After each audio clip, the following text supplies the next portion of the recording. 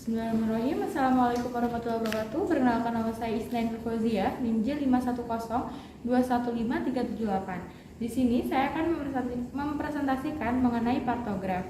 Nah, untuk definisinya sendiri dari partograf, dia merupakan alat bantu yang digunakan selama fase aktif persalinan. Untuk tujuan utamanya itu ada dua. Yang pertama ada mencatat hasil observasi dan kemajuan persalinan dengan menilai pembukaan serviks melalui pemeriksaan dalam. Lalu yang kedua, mendeteksi apakah proses persalinan ini berjalan secara normal atau tidak. Setelah itu untuk tujuan khususnya ada 5. Yang pertama, mencatat kemajuan persalinan. Kedua, mencatat kondisi ibu dan janinnya. Ketiga, mencatat asuhan yang diberikan selama persalinan dan kelahiran. Yang keempat, menggunakan informasi yang tercatat untuk secara dini mengidentifikasi adanya penyulit. Dan yang terakhir, menggunakan informasi yang ada untuk membuat keputusan klinis yang sesuai dan tepat waktu. Setelah itu untuk syarat digunakannya partograf itu ada 3. Yang pertama, ibu hamil dengan kala 1 fase aktif. Yang kedua, pada janin dengan presentasi kepala. Dan yang ketiga, kehamilan dengan janin tunggal. Nah, untuk pengamatannya perlu dilakukan pengamatan yang pertama pada kemajuan persalinan, yang kedua pada keadaan janin, yang ketiga pada keadaan ibu. Nah, pada kemajuan persalinan yang dinilai itu ada pembukaan serviks, turunnya kepala, palpasi perut, dan penilaian dari HIS-nya. Lalu pada keadaan janin yang dinilai itu ada frekuensi denyut jantung janin, warna jumlah dan lamanya ketuban pecah, dan molasenya. Serta pada keadaan ibu yang dinilai itu ada nadi, tensi, dan suhu. Lalu ada urin yang dinilai volume, protein, dan asetonnya, serta obat-obatan dan cairan intravena yang digunakan, dan pemberian oksitosin. Nah, cara pengisian partograf yang pertama pada informasi tentang ibu, di mana harus diisi pada data mengenai nomor register, nama, umur, grafit, paritas, abortus, tanggal, jam kedatangan, serta alamat ibu. Dicantumkan juga pula awal mula sakit perut dan waktu terjadinya pecah ketuban. Yang kedua itu dinilai kondisi janinnya, di mana yang pertama dinilai denyut jantung janinnya yang dicatat setiap 30 menit. Lalu yang kedua dinilai bagaimana air ketubannya. Apabila dia masih utuh maka diberikan huruf U, utuh. Setelah itu apabila dia sudah pecah dan berwarna jernih maka diberikan huruf J. Lalu apabila dia berwarna mekonium maka diberikan huruf M. Apabila dia pecah dan berwarna campur dengan darah maka diberikan huruf D. Lalu apabila ketuban sudah pecah dan tidak ada air yang mengalir maka diberikan huruf K.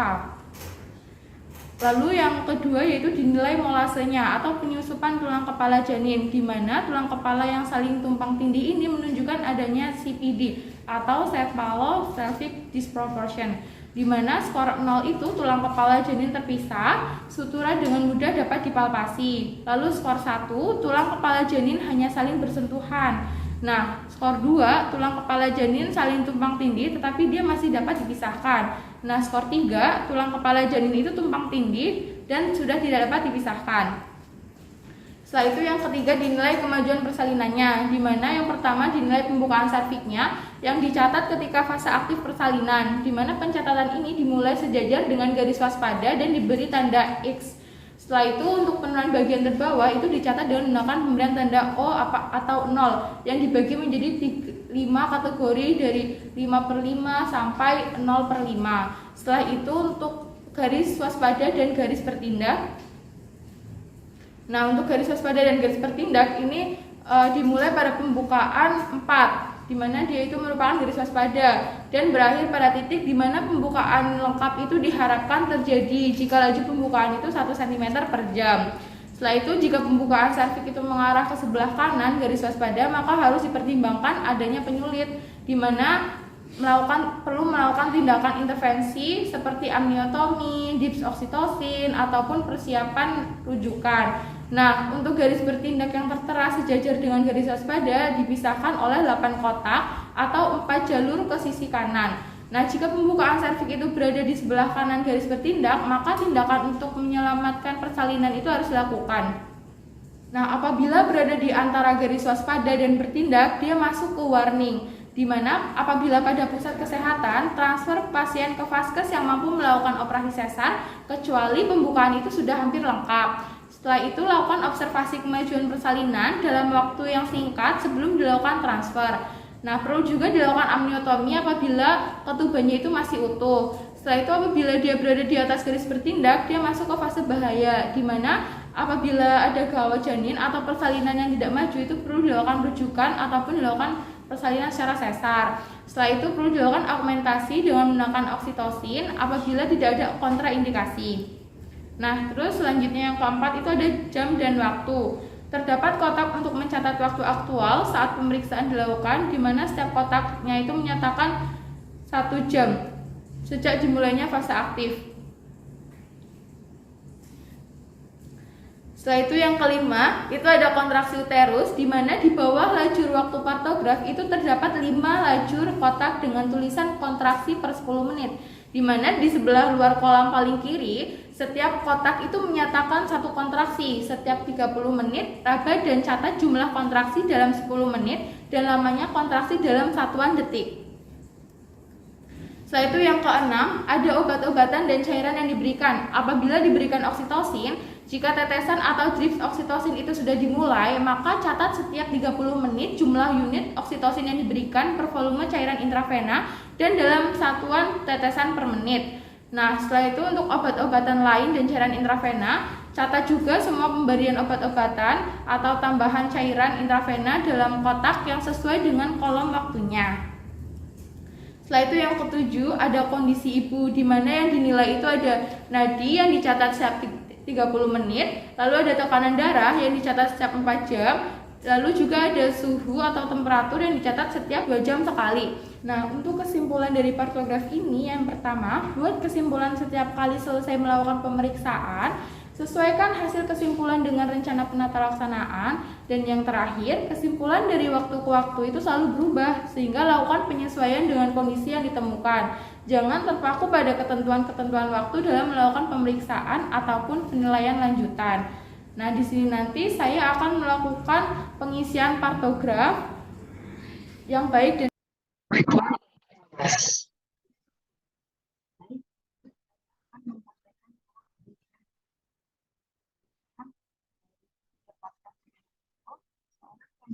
D2P100 berusia 22 tahun dengan usia kehamilan 37 sampai 38 minggu datang dengan keluhan perut kencang-kencang sejak pukul 11.00. Lalu ibu datang dengan keluhan kencang yang semakin sering. Lalu pemeriksaan higien-higien itu 140, bisnya 3 kali 10 menit selama 35 detik. Untuk pembukaannya 5, ketujuannya masih positif, didapatkan blood flame-nya itu positif, turunan hotnya itu masih 2, dan molasenya itu grade 1. Lalu 4 jam kemudian pembukaan 8 cm. Lalu untuk penurunan kepalanya hot 3, ketujuannya negatif jernih, molasenya grade 1, dan hisnya 4 kali 10 menit selama 35 detik, dan DJJ-nya 140 kali menit. Setelah itu 1 jam kemudian pembukaan sudah lengkap dengan denyut jantung-jantung 140 kali per menit, molasenya 1, hisnya bagus, yaitu 4 kali 10 menit selama 30 detik, dan kepala hot 13. Nah, yang pertama di sini kita harus mengisi identitas pasien terlebih dahulu, di mana kita harus mengisi nomor register, lalu mengisi nama ibu, misalkan Nyonya N, lalu tanggalnya tanggal 28 Maret 2023, lalu usia ibunya itu misalnya 24 tahun. Setelah itu untuk jam kedatangannya jam 4 sore. Setelah itu untuk kehamilannya, dia kehamilan kedua, memiliki 1 anak dan tidak ada riwayat aborsi. Untuk alamatnya di Mangkujaya. Nah, itu untuk ketuban pecahnya tidak ada, mulesnya itu sejak jam 11 siang. Selanjutnya kita harus mengisi pembukaannya terlebih dahulu, di mana tadi pasien datang dengan pembukaan 5.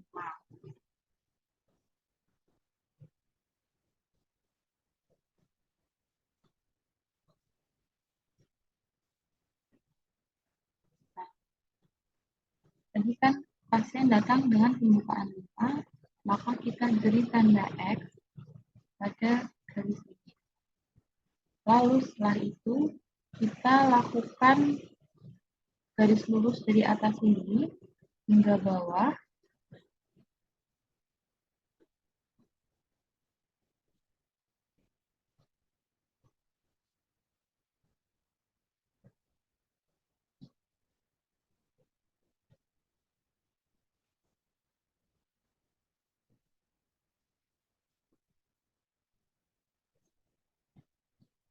Setelah itu kita lakukan pemeriksaan pada denyut jantung janin. Nah, sebelumnya di partograf ini itu dibagi menjadi 3 bagian, di mana pada bagian atas sendiri dia merupakan kesejahteraan janin, lalu yang bagian kedua ini dia merupakan kemajuan persalinan,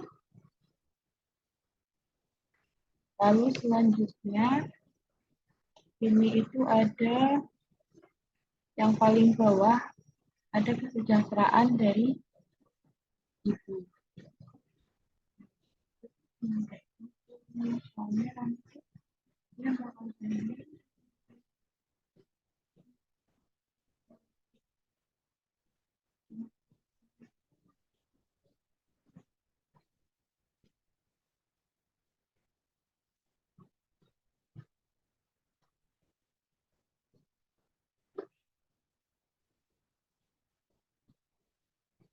Nah, pada partograf itu dia dibagi menjadi 3 bagian, di mana pada bagian paling atas dia merupakan kesejahteraan janin, lalu yang bagian kedua ini dia merupakan kemajuan persalinan, dan yang bagian terakhir dia merupakan kesejahteraan dari ibu.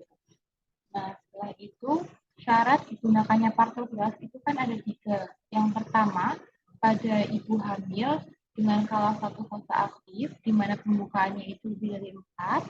Setelah itu yang kedua, pada ibu hamil dengan janin tunggal intrauterin. Lalu yang ketiga, ibu hamil dengan janin presentasi kepala.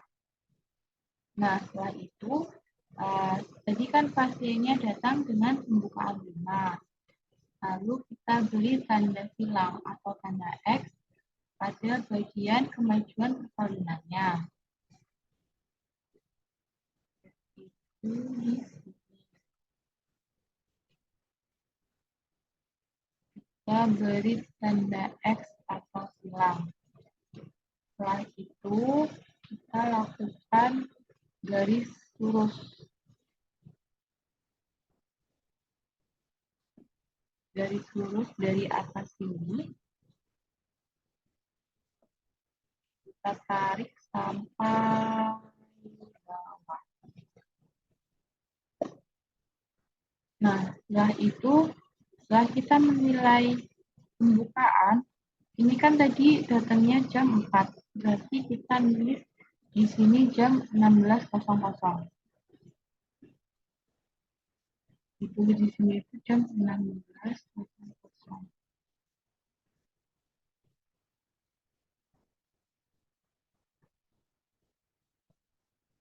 Nah, setelah itu kita lakukan evaluasi dari atas lebih dahulu, yaitu dari kesejahteraan janin. Tadi kan disebutkan bahwa denyut jantung janinnya itu kan 140. Nah, berarti kita lakukan lingkaran pada 140 ini. Nah, untuk denyut jantung janin sendiri, yaitu dievaluasi setiap 30 menit. Nah, nanti itu dievaluasi lagi 130. Nah, nanti seterusnya, nanti dievaluasi lagi, misalkan 138. Nah, nanti itu kita tarik garis seperti ini. Setelah itu kita lakukan evaluasi terhadap air ketubannya. Apakah dia masih utuh atau sudah pecah. Nah, kalau masih utuh, maka kita beri tanda U.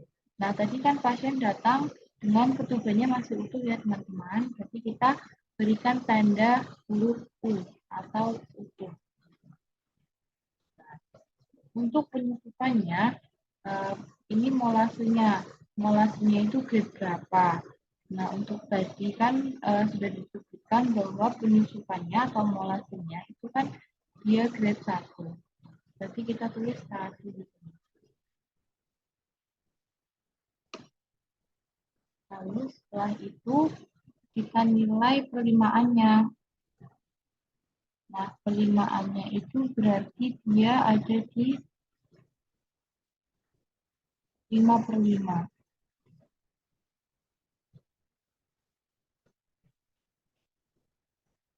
Berarti kita pilih tandanya itu di sini. Bisa 4/5. Nah, perlimaan ini itu diberikan dengan tanda bulat atau lingkaran. Nah, 4/5 berarti dia di sini. Nah, ini 4/5. Ini perlimaannya.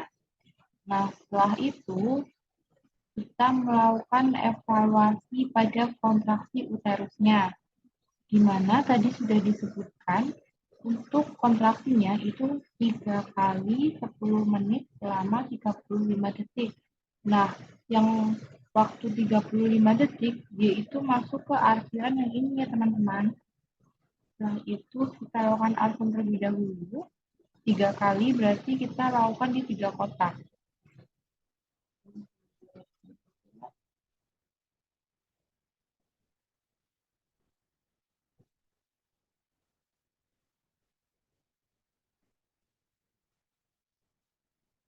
Nah, ini itu terjadi dievaluasi kembali setelah 4 jam. Nah, ini kan 3 kali, ini kan 3 kotak ya teman-teman. 3 kali 10 menit selama 35 detik. Nah, kalau misal dia kurang dari 20 detik, berarti kotak-kotakannya itu maka yang ini ya teman-teman. Kalau misal lebih dari 40 detik, maka kotak-kotakannya yang full hitam arsirnya. Nah, setelah itu, apakah pada pasien diberikan oksitosin atau tidak? Nah, apabila diberikan, maka ditulis sini. Namun pada pasien di skenario ini tidak diberikan ya teman-teman. Setelah itu pada cairannya apakah diberikan cairan tambahan atau tidak? Setelah itu kita lakukan evaluasi pada kesejahteraan ibu, di mana tadi sudah disebutkan bahwa tekanan darah ibu itu 120/70. Nah, berarti kita tulis di sini, beri tanda, nah seperti ini, 120/70. Nah, setelah itu untuk nadinya, misalkan nadinya itu 80, berarti kita beri tanda titik di sini, 80. 80. Nah, untuk nadi ibu juga sama dengan denyut jalur janin, dilakukan evaluasinya itu selama 30 detik, 30 menit, maaf. Dilakukan selama 30 menit, nanti kita evaluasi kembali, misalkan nadinya itu naik menjadi 90, setelah itu turun lagi menjadi 79. Nah, setelah itu kita lakukan tarik garis lurus untuk memantau bagaimana irama dari nadinya. Setelah itu kita tuliskan suhunya, misalkan suhunya 36,5 derajat Celcius.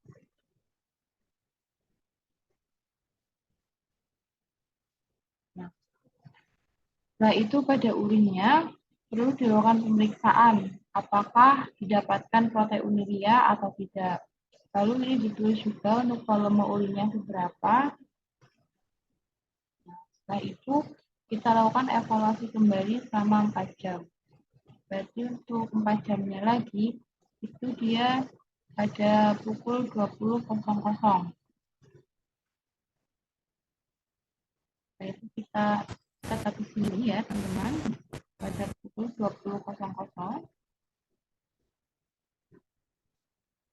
Di sini pembukaannya itu dia sudah naik menjadi 7, berarti dia tidak ada pembukaan macet ya teman-teman. Pembukaannya dia sudah 7.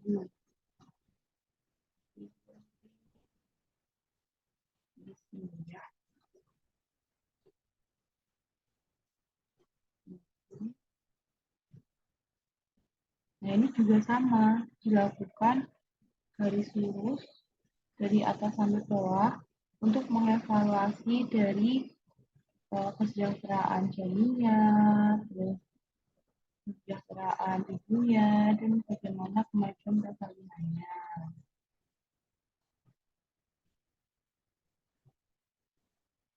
Mohon maaf, ini garis X-nya salah ya. Dia diisinya itu di bagian yang ini. Ya. Tadi itu udah pembukaan berarti dia di sini diberikan tanda hilang atau X.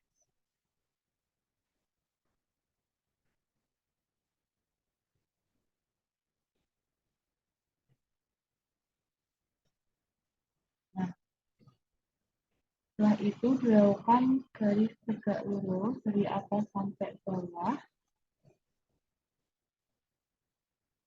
untuk dilakukan evaluasi.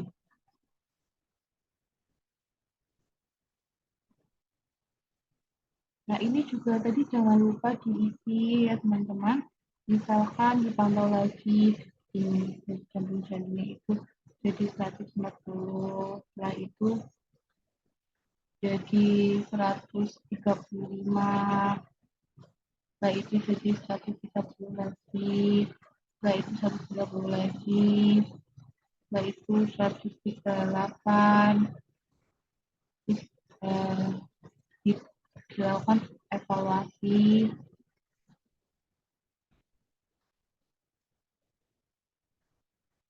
Nah, kenapa pada pembukaan ini tidak dilakukan pemeriksaan setiap 1 jam? Karena terkadang didapatkan pasien yang parturian yang tidak suka jika diperiksa terlalu sering.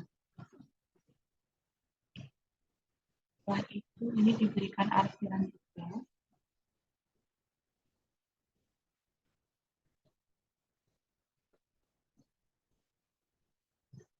Ini tandanya kontraksi uterusnya itu 3 kali dalam 10 menit selama 35 detik. Tapi untuk alasan seperti ini kan untuk detikannya itu kan 20-40 detik ya teman-teman.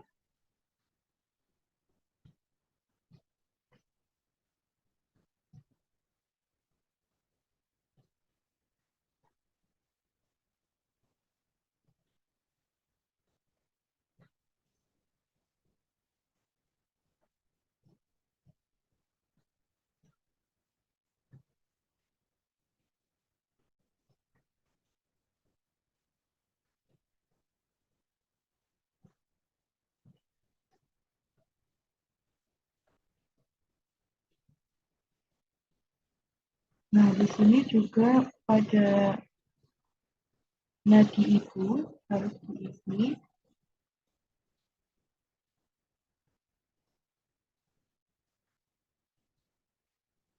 untuk memantau bagaimana irama dari nadinya, apakah normal atau tidak.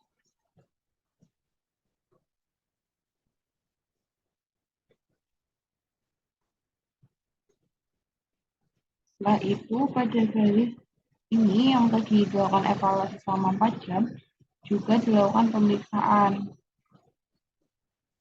Nah, yang pertama itu dari jantung janinnya, di mana tadi dari jantung janinnya dia itu merupakan sebanyak 139 kali per menit. Itu di sini ya teman-teman. Nah, itu dilihat ketubannya, apakah dia masih utuh atau sudah mengalami struktur. Jika struktur itu dia warnanya apa? Nah, di skenario ini dia warnanya jernih. Jadi kita beri tanda J atau jernih. Setelah itu untuk molasnya gimana?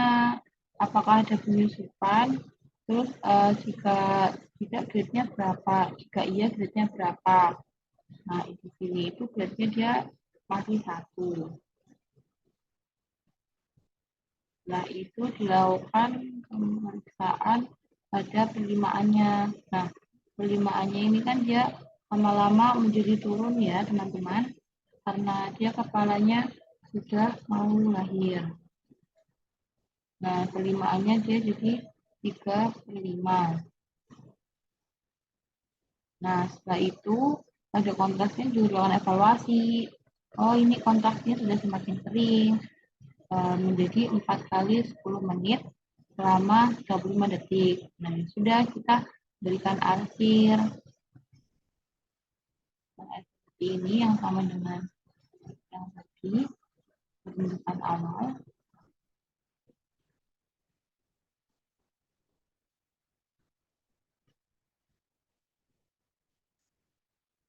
Nah, itu dilakukan evaluasi kembali 1 jam kemudian pada jam 21.00.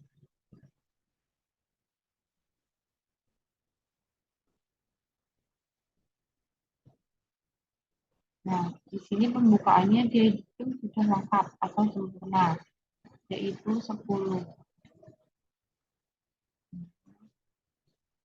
Nah, itu sama, kita harus lakukan garis tegak lurus.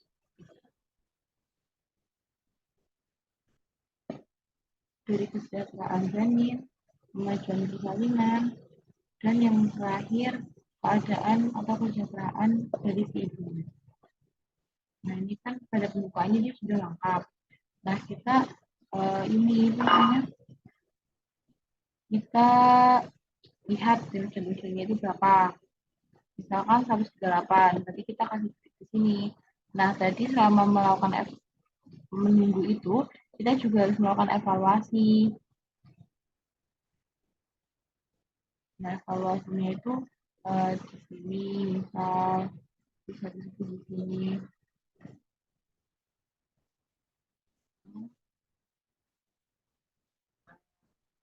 Nah, itu di sini ketubannya itu kan sudah pecah. Dia itu warnanya masih jernih atau sudah berubah warna atau belum. Nah, di sini itu dia masih jernih, tapi diberikan tambang J.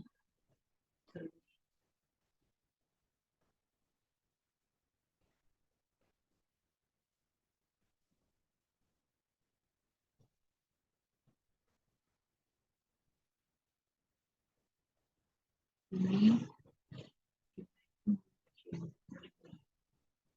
Nah, setelah itu untuk melasanya atau penyusupannya itu gimana? Dia kan masih 1, tapi di sini 1. Setelah itu untuk kelimaannya dia semakin turun menjadi 25. Nah, setelah itu untuk kontraksinya juga dihitung. Oh, kontraksinya sama, yaitu 4 kali dalam 10 menit selama 35 detik. Sudah kita lakukan arsir.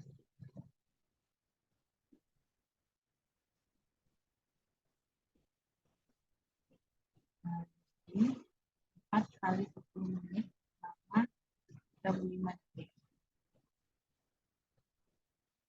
Nah, setelah itu kita juga perlu melakukan pemeriksaan pada ibu atau kesejahteraan ibunya gimana. Nah, nantinya di sini ini kan normal. Ibunya juga normal. Nah, mungkin dari cara